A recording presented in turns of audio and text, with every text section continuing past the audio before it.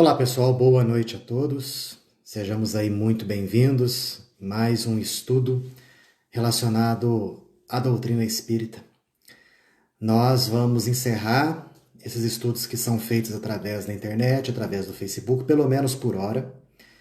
Hoje será o último, já que na próxima semana, logo na primeira semana de setembro, nós voltaremos aos estudos presenciais lá no Centro Espírita Vinhas do Senhor.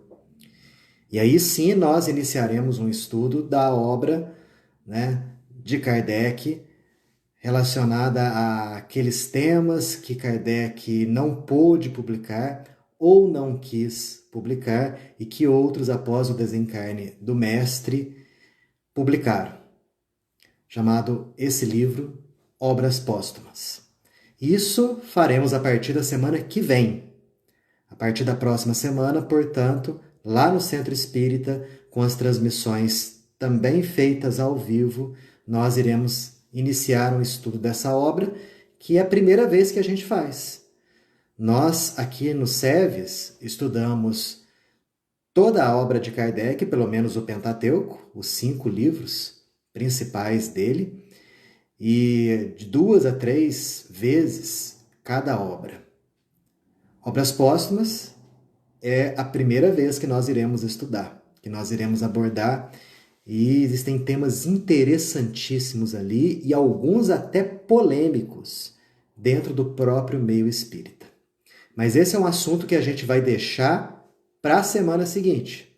Hoje, mais uma vez, nós iremos abordar o Evangelho de Jesus. Nós iremos dar uma lida num trecho aqui e, na medida do possível, dentro das nossas limitações, nós iremos apresentar aquilo que o Espiritismo nos conta a respeito do tema a ser abordado. Antes, fechemos os nossos olhos e roguemos a Deus a necessária proteção para a noite de hoje, que possamos compreender o teor profundo dessas lições que nos serão ensinadas, que elas possam ser vistas por nós como necessárias para a nossa vida de bem-estar, de tranquilidade, de felicidade, de harmonia. Que no final das contas é o que todos nós buscamos.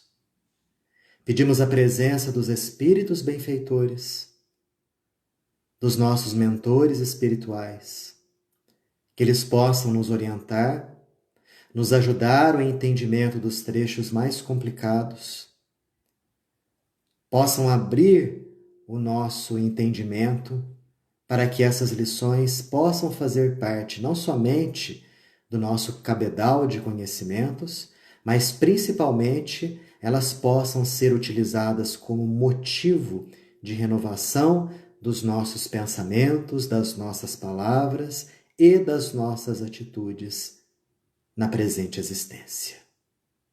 Que assim seja. Bom, pessoal, o tema de hoje, nós escolhemos aqui o capítulo 2 do Evangelho segundo o Espiritismo, Meu reino não é deste mundo. Nós vamos abordar aqui a questão fundamental, crucial, da chamada vida futura. Pois é, quando nós abordamos os ensinamentos de Jesus, nós vamos perceber que, se não todos, uma boa parte deles somente tem a sua razão de ser se nós levarmos em consideração a existência de uma vida após essa vida. Muitos, aliás, ensinamentos de Jesus ficariam sem o mínimo sentido se nós não aceitássemos uma vida após a morte, se nós não aceitássemos um outro gênero de existência e até mesmo se nós não aceitássemos outras existências na carne. Mas antes de nós entrarmos aqui com os comentários que Kardec muito bem faz e que nós aqui servimos simplesmente como repetidores, vamos ler um trecho que está logo no início desse capítulo 2, Meu reino não é deste mundo, que está no Evangelho de João, no capítulo 18, versículo 33, 36 e 37. Tornou a entrar Pilatos no palácio e chamou a Jesus e disse: Tu és o rei dos judeus? Respondeu-lhe Jesus: O meu reino não é deste mundo. Se meu reino fosse deste mundo, certo que os meus ministros haveriam de pelejar para que eu não fosse entregue aos judeus. Mas, por ora, o meu reino não é daqui. Disse então Pilatos: Logo, tu és rei? Respondeu Jesus: Tu o dizes. Eu sou o rei. Não nasci, nem vim a este mundo, senão para dar testemunho da verdade. Todo aquele que é da verdade, ouve a minha voz. Então nós já descobrimos, quem ouviu isso daí, que Jesus ali estava passando por aquele interrogatório, logo antes do seu julgamento, em que o povo escolheu Barrabás, antes da sua crucificação. Jesus ali aborda a questão da sua realeza, a realeza de Jesus, fala de um reino no qual ele é rei, mas que esse reino não era o reino da terra. Fala que se fosse o reino da terra, os seus ministros, os seus emissários, eles haveriam de lutar para que ele não fosse entregue nas mãos dos judeus, dizendo que aquilo ali que estava acontecendo com ele só estava acontecendo por permissão do mais alto. É importante ressaltarmos isso. E nos fala a respeito da divulgação da verdade, que ele veio dar testemunho da verdade aqui entre nós. A vida futura. Como eu disse, boa parte dos ensinamentos de Jesus, se não todos, ficariam sem sentido, sem significado, se não existisse uma vida após essa vida material. Jesus, obviamente, não pôde dizer muitas coisas. Se nós analisarmos aqui a obra de Jesus, o que ele disse, o que ele fez, o que ele pregou, nós percebemos que ele fala dessa vida futura, mas de uma maneira muito leve, muito superficial. O Espiritismo, por exemplo, fala acerca da vida após a morte de uma maneira muito detalhada.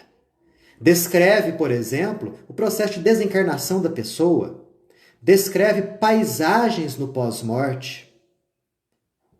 Aí a gente para e pensa, poxa, se tudo isso é verdade mesmo que o Espiritismo descreve, por que Jesus, naquela época, não fez isso? Por que ele não falou para os seus discípulos, para aqueles indivíduos que o seguiam, né, que eram em torno de 500, por que ele não falou o seguinte, olha gente, existem cidades no mundo espiritual, existem mecanismos de transporte lá no mundo espiritual, existem construções, existem paisagens, árvores, montanhas, bosques, lagos, existem regiões de sofrimento chamadas de umbrais, de mais sofrimento ainda chamados de abismos, e existem cidades espirituais belíssimas. Por que Jesus não falou isso claramente, gente? O motivo é muito simples. O pessoal daquela época não tinha condições de compreender isso. Até nos dias de hoje, uma boa parcela da população trata desses ensinamentos específicos que a doutrina traz à conta de ilusão, de imaginação. Imaginemos os judeus de mais de 2000 anos atrás. Eles, aliás, tinham ideias muito parcas a respeito de uma vida futura. Tanto que se nós formos analisar bem a própria missão de Moisés, Moisés não fala de uma vida futura no plano espiritual, de um reino dos céus que Jesus tanto falou. Moisés fala de uma herança na terra. Tanto que ele prometeu a terra prometida àqueles que o seguissem, saídos da escravidão do Egito. Não é? Ele fala que todos aqueles que fossem fiéis a Deus iam receber Canaã. Ele também já havia dito né, em várias passagens, como por exemplo a questão do honrar pai e mãe. Honrai pai e mãe a fim de que vocês possam herdar a terra que Deus lhes prometeu. É muito material o negócio. Mas para um povo 1400 anos anterior a Jesus, era o que eles tinham condição de compreender. O judeu era monoteísta na época de Moisés, assim como nos dias de hoje. Só que naquela época, a coisa, em termos espirituais, parava por aí. Os indivíduos que bem seguissem as orientações de Deus, obviamente iriam ganhar coisas materiais. Isso segundo as orientações de Moisés. Reparem bem no Antigo Testamento. As promessas, praticamente todas, são de coisas da matéria. Terras, bens, fartura, não é? Eles não tinham condição de algo mais. Nem sequer tocar no assunto relacionado a um reino dos céus. Jesus, que veio 1400 anos, 1300 anos depois de Moisés, já pegou um povo um pouco mais evoluído. E aí ele pôde falar de um reino dos céus. Mas mesmo assim, ele falou de uma maneira muito superficial. Se limitou a dizer que deveríamos ser bons, honestos, mansos, pacíficos, a fim de alcançarmos o reino dos céus. Então ele joga muitos ensinamentos dele para a vida futura. Por exemplo, as próprias bem-aventuranças mostram muito bem a respeito disso. Bem-aventurados os mansos, porque herdarão a terra. Bem-aventurados todos aqueles que têm fome e sede de justiça, pois que serão fartos. Bem-aventurados todos os que choram, porque serão consolados. Quase todas bem-aventuranças. Reparem bem. Jesus emprega o verbo no futuro. Então o indivíduo sofre perseguições, o indivíduo tem fome e sede de justiça, o indivíduo chora. Por que ele faz isso? Porque ele sofre por isso. Jesus nos fala, bem-aventurados, porque o reino dos céus, o reino de Deus, será vosso. Ele fala então de uma vida após essa vida.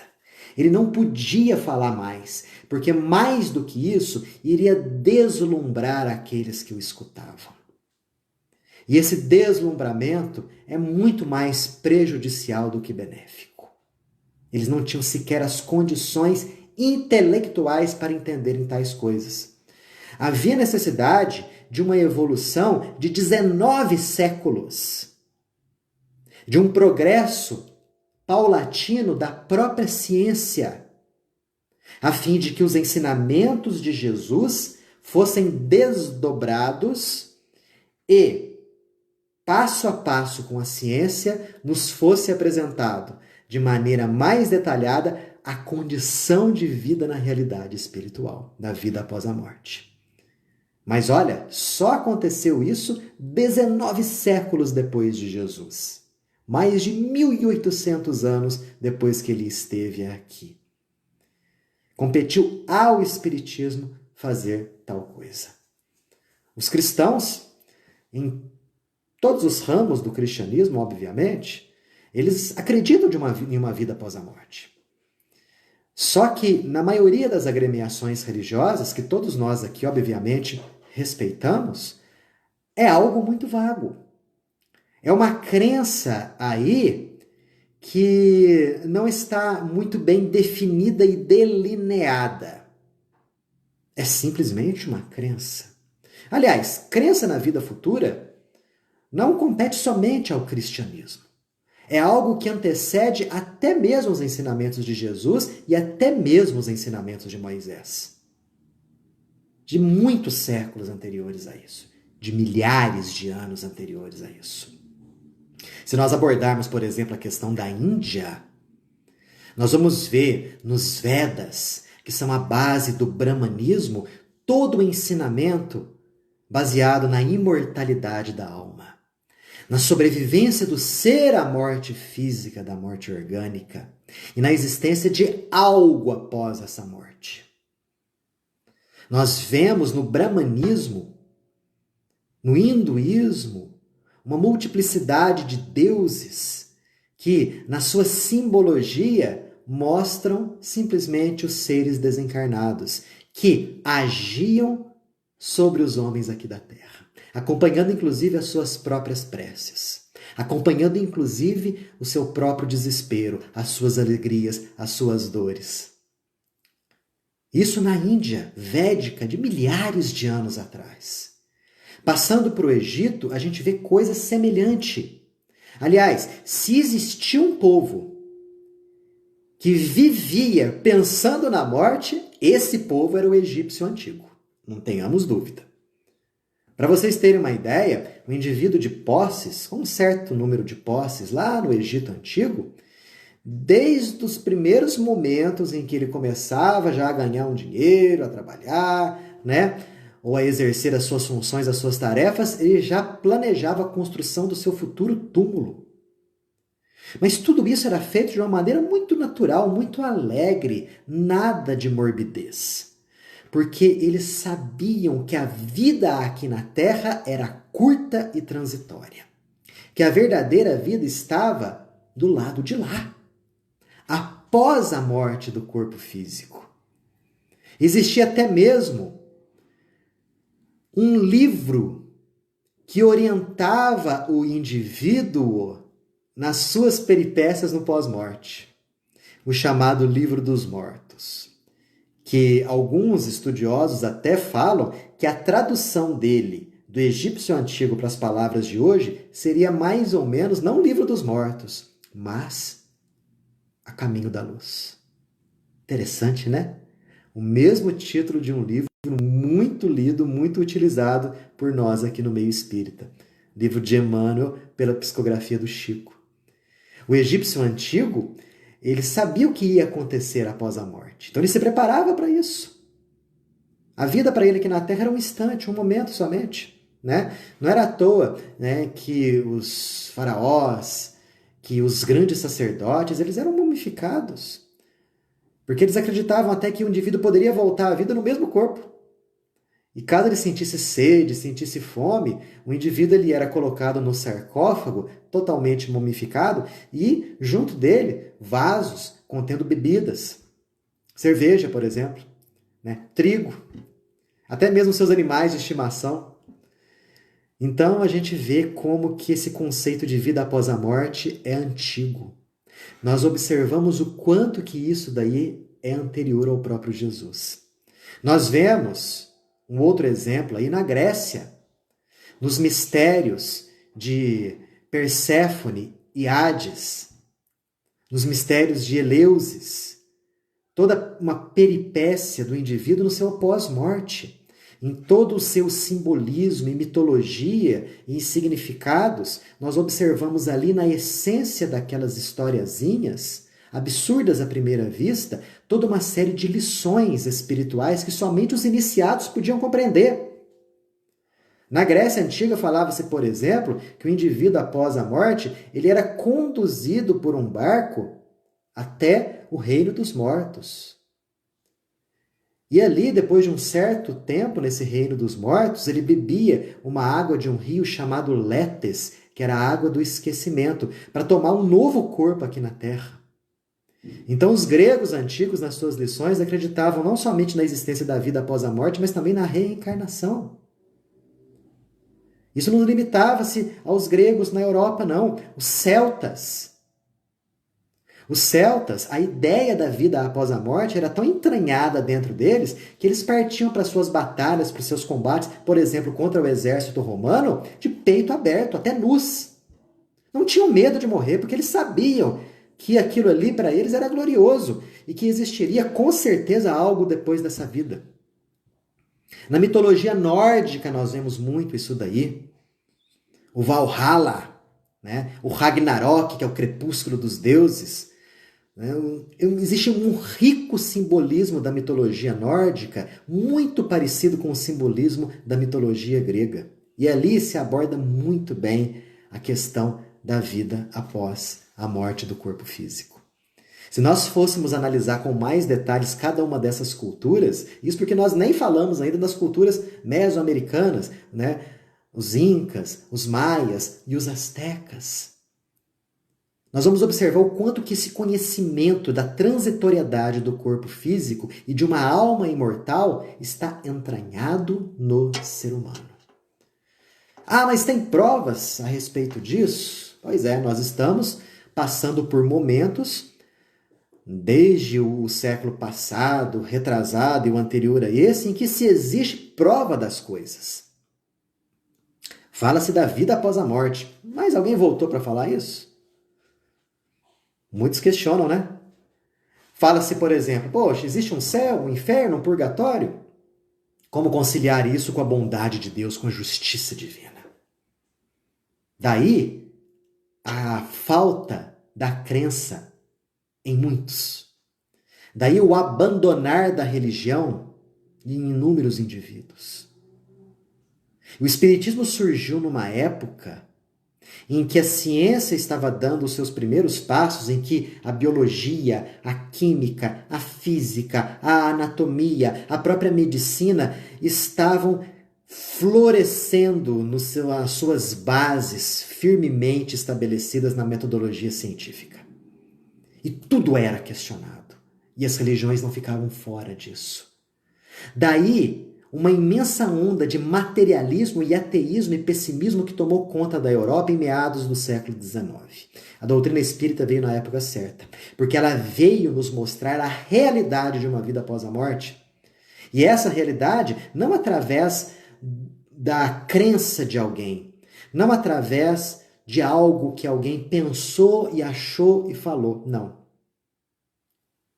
Os próprios indivíduos que morreram, através da mediunidade, vinham nos falar acerca da realidade da vida após a morte e do que eles passavam do lado de lá, em total sintonia com aquilo que eles haviam feito aqui enquanto estavam encarnados. O Espiritismo nos dá uma base firme e sólida em que transcende-se a condição de crença. Nós temos aqui uma fé que não é uma fé cega, não é uma fé crença, é uma fé sólida, raciocinada, que, no dizer de Kardec, é aquela fé inabalável que encara a razão face a face em todas as épocas da humanidade, porque ela está assentada em bases firmemente estabelecidas nos fatos, nos fenômenos mediúnicos. E todo o cientista que se debruçou e que se debruça nos dias de hoje a analisar o fenômeno mediúnico com imparcialidade, com critério, com justiça, chega à conclusão que o fenômeno mediúnico ele é real. E que realmente aqueles que desencarnaram encontram-se vivos. E interagem conosco. E estão conosco. Por isso que se fala que aqui não existe na doutrina espírita uma crença, porque a palavra crença expressa no seu interior, no seu sentido, algo de muito vago. Um exemplo, eu sempre costumo falar isso com o pessoal lá do centro, né? A questão da chuva. Você sai da sua casa, olha para o céu, está meio nublado. Ah, eu acredito que vai chover. Eu creio que vai chover. Você não afirma, vai chover. Isso é crença. É algo que você acredita, mas que é vago. Não tem como você dar a necessária credibilidade àquilo. Pode ser que de repente venha uma ventania e expulse as nuvens de chuva para longe. Agora, a própria questão do sol. Você não fala assim, eu acredito que o sol seja quente. Eu acredito que o gelo seja frio. Não. Você sabe que o sol é quente e você sabe que o gelo é frio. Porque essas informações são baseadas em fatos. Então, dentro da doutrina espírita, a crença na vida após a morte ganha a sanção dos fatos, do raciocínio. E é justamente por isso que se torna inabalável em todas as épocas da humanidade. Porque já dizia o codificador da doutrina espírita que a doutrina tem que caminhar passo a passo com a ciência. Que se a ciência provar que o espiritismo está errado num ponto, abandonemos o espiritismo nesse ponto, sigamos a ciência. Kardec falou isso. Porque é necessário que nós andemos de mãos dadas com a ciência. E olha, a doutrina espírita surgiu, como eu disse, surgiu num momento da história da humanidade em que o ateísmo estava ganhando muito terreno. Nós vemos que surgiu num momento da humanidade em que as ciências estavam se desenvolvendo e se fortalecendo. O Espiritismo passou o século XX inteiro, que foi um século de profundas revoluções na área científica, de profundo avanço tecnológico, sem ter um único dos seus princípios lançados por terra. Muito pelo contrário. Indivíduos que sequer conheciam a doutrina espírita, através de experimentações, vieram nos mostrar a existência da alma e da vida após a morte e de outras vidas. Nós temos como exemplo a própria transcomunicação instrumental, que é muito bem desenvolvida em alguns países europeus, e que aqui no Brasil nós temos como expoente máximo a Sônia Rinaldi. Depois vocês busquem aí saber um pouco mais sobre a transcomunicação instrumental, como que começou com o Jürgenson, lá na Europa e tudo mais. É muito interessante. E não eram espíritas. Nós vamos ver livros de psicólogos e de psiquiatras como a vida depois da vida, como aqueles médicos e cientistas que estudam as lembranças espontâneas de outras existências. Isso daí tudo vem de encontro àquilo que o Espiritismo nos traz, nos dando as mãos entre religião e ciência, fortalecendo as bases de crença acerca da vida após a morte. Nós temos, em termos de mediunidade, na doutrina espírita, uma vasta gama de literaturas. Temos, por exemplo, o caso fantástico de Kate King, espírito materializado, caso esse que foi analisado por Sir William Crookes, uma das mentes científicas mais brilhantes do século XIX, que atestou a velocidade do fenômeno. Depois vocês busquem saber um pouco mais a respeito disso daí. William Crookes andava de braços dados com o espírito Kate King materializado. William Crookes chegou a medir a pulsação cardíaca, os batimentos cardíacos e até a comprovar que o espírito materializado expelia dióxido de carbono. Isso para falar de uma única experiência, emblemática, mas uma única experiência. Existem outras muitas mais acerca da materialização de espíritos e de outras coisas, que comprova que a vida permanece após a morte. Kardec tem um livro chamado Céu e Inferno, em que existe na segunda parte dele os relatos das alegrias e das aflições de inúmeros indivíduos que haviam vivido aqui entre nós, alguns conhecidos até do próprio Kardec. E aí ele nos mostra de modo inequívoco a existência da justiça divina que dá a cada um segundo as suas obras. Aqueles que foram bons, honestos, humildes, enquanto encarnados, do lado de lá, muitas alegrias.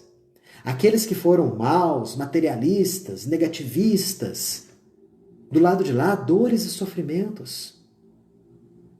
Tudo isso nos dá a grandeza do que é esse universo.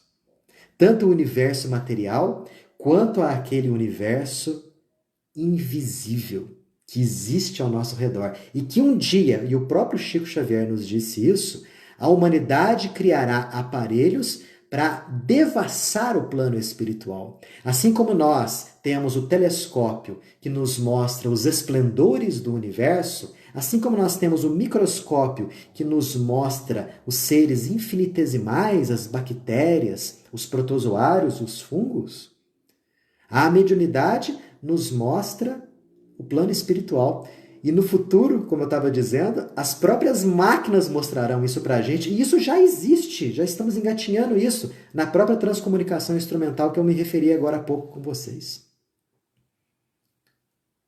É um dos pilares básicos dos ensinamentos de Jesus.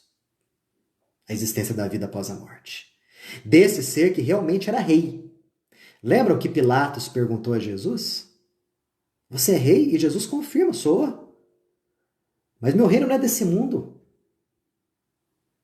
O poder de Jesus não era um poder temporal, como os reis daquela época, e dos dias de hoje, e dos séculos que aconteceram depois de Jesus. Um poder transitório. Um poder que era um elástico das más paixões. Não. O poder dele assente na sua autoridade moral, que os séculos vêm confirmando. Então Jesus realmente era um rei. Aliás, o título de rei nós conferimos a todos os indivíduos que se sobrepõem à massa comum. Aqui no Brasil nós temos, né, o rei do futebol, que é o Pelé. Nós temos o rei dos poetas, né? Aí nós temos, né, o rei do frango, o rei do peixe frito, e por aí vai. Nós temos reis e rainhas para tudo quanto é gosto. Todos aqueles indivíduos que se sobrepõem em algum aspecto. E Jesus se sobrepunha e se sobrepõe no quesito intelecto moral. E olha o que ele nos fala. Meu reino não é deste mundo. E se o reino dele não é deste mundo, nós, que buscamos ser discípulos dele, Jesus, nós também não somos deste mundo. Estamos aqui transitoriamente. E olha, essa informação faz toda a diferença para a nossa vida. As consequências são vastíssimas quando você aceita e passa a viver de acordo com essa ideia de imortalidade da qual você já está revestido. O teu corpo é simplesmente uma veste transitória. E quando essa veste se faz rota, desnecessária, você a abandona. Assim como nós temos as nossas roupas, quando elas estão velhinhas, sujas, rotas, furadas, desgastadas, vai para a lata de lixo. Quando o nosso corpo físico se encontra fora de quaisquer condições de ser mais utilizado por nós, espíritos, ele vai para um caixão. E seus elementos se dissolvem por imenso reservatório da natureza, fazer parte de outros corpos, de outros elementos da natureza, porque na natureza nada se perde, nada se cria, tudo se transforma, como já dizia Lavoisier. Não é verdade? As consequências dessa ideia de vida após a morte, desse viver de acordo com essa ideia, muda a humanidade. Indivíduos que têm uma crença incerta acerca da vida após a morte, ou aqueles que não acreditam de modo nenhum acerca de uma existência após a vida na Terra, naturalmente se tornam materialistas. Por quê? Porque é natural de todo ser humano querer o melhor para si. Não é mesmo? Ninguém procura um mal para si. Todo mundo procura se sentir bem, estar bem, ficar feliz. O indivíduo que não aceita a existência da vida após a morte, aquele que não aceita a vida futura, ou aquele que tem noções muito incompletas, obviamente ele vai voltar o seu olhar, o seu sentimento, o seu pensamento, as suas ações para aquilo que é palpável para ele. E o que é palpável para ele é a matéria. Daí a busca desenfreada pelos bens materiais. Em ter cada vez mais dinheiro, em ter o poder de decidir, de mandar, de manipular, em ganhar coisas, em ter coisas, em acumular coisas. Porque na cabeça dele, ele vai estar aqui somente algumas décadas, e fisicamente falando é mesmo. E como ele não acredita numa existência após a morte, ou essa crença nele é algo muito nevoento, muito vago, ele vai investir todas as suas forças para conseguir o máximo de prazer e de bem-estar materiais. Agora imagine esse indivíduo querendo um prazer, algo material, acumular coisas, ter dinheiro, isso e aquilo, e de repente alguém se coloca entre ele e o seu objetivo. O que ele faz? Se não pegar essa pessoa e da maneira que for, tirá-la do seu caminho. Por aí, você percebe o porquê que a nossa humanidade se encontra no nível que se encontra.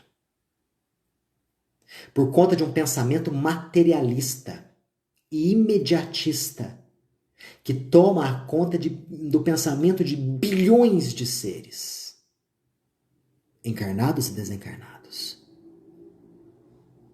Porque a semelhança dos judeus antigos, eles achavam e ainda acham que a vida se resume à matéria.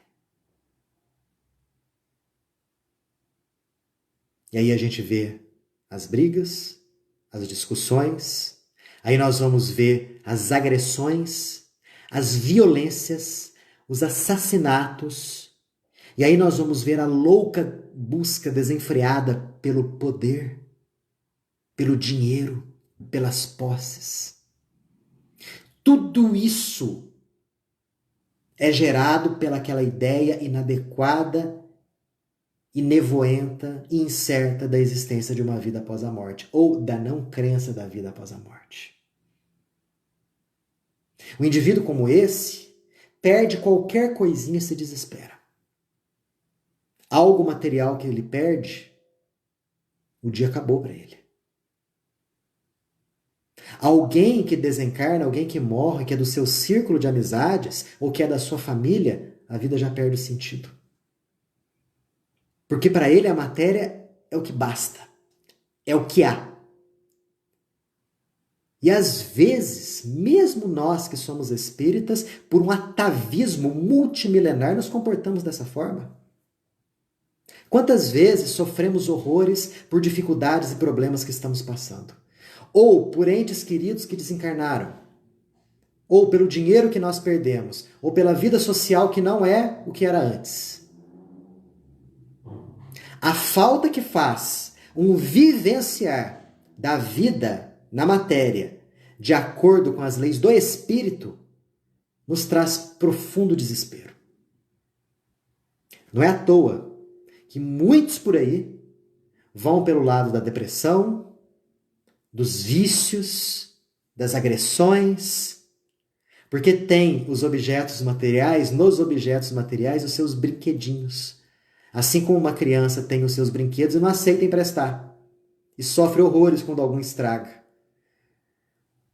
As ações e comportamentos de bilhões de seres são tal qual uma criança, apegado nos seus brinquedinhos. Agora a coisa muda quando o indivíduo identifica-se com a vida futura. Quando o indivíduo para e pensa da seguinte forma: poxa, eu estou aqui por enquanto só. Vou fazer o meu melhor. Porque é da essência do indivíduo querer o melhor para si. Então ele vai fazer o melhor para a sua existência material. Mesmo porque ele precisa fazer esse melhor. Porque ele está na existência material justamente para poder despertar e desenvolver o seu intelecto e as suas qualidades morais. Lembra da parábola dos talentos? Jesus fala a respeito disso também. Mas há uma diferença muito grande do indivíduo que vive para a matéria daquele que vive na matéria. Aquele indivíduo que está no mundo sem ser do mundo, como já dizia nosso querido apóstolo dos gentios, Paulo de Tarso. Para esse indivíduo, a vida aqui é de algumas décadas somente. E ele sabe que ele vai ter que desenvolver os seus atributos intelecto-morais, a fim de que ele possa conseguir, numa futura existência, após essa vida material, coisas positivas, coisas elevadas. Então ele deixa automaticamente de ter apego naquilo que ele tem. Se ele perde bens terrenos, ele sabe que aquilo ali é uma provação que ele está passando. não sofre desbragadamente. Se algum ente querido desencarna, embora assome nele o sentimento de tristeza, como é muito natural no nosso nível evolutivo, ele sabe que aquela pessoa continua viva. Viva!